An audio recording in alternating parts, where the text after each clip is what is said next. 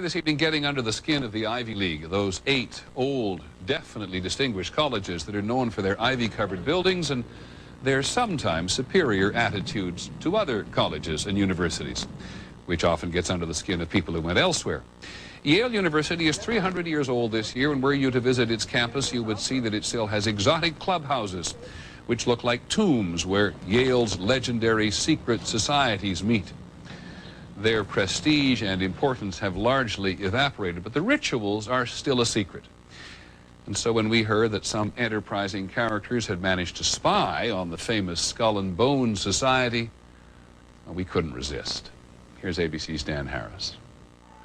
The videotape provides a grainy glimpse into what appear to be the initiation rituals of a secret society that's been around since 1832, whose members have gone on to be leaders of Wall Street and the White House, the Senate and the Supreme Court.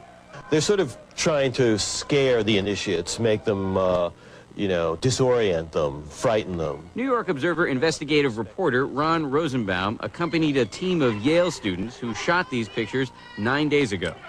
Rosenbaum's curiosity about Skull and Bones was permanently piqued when, as a classmate of George W. Bush, he lived right next to the Tomb, the group's heavily fortified home. From their perch, Rosenbaum and his cohorts taped the tomb's courtyard.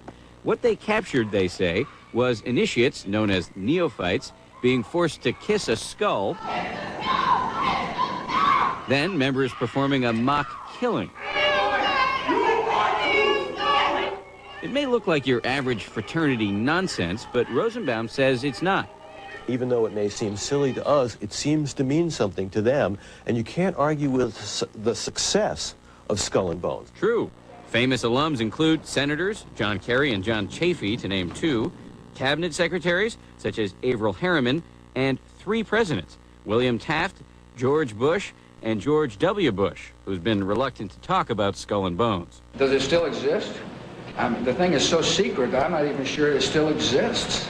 In recent years, by many accounts, the on-campus influence and allure of Skull and Bones has waned dramatically, and there is no proof that the rituals recently caught on videotape are the same ones performed by the current president.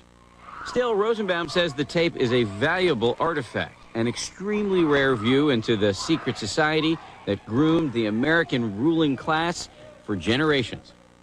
Dan Harris, ABC News, New York.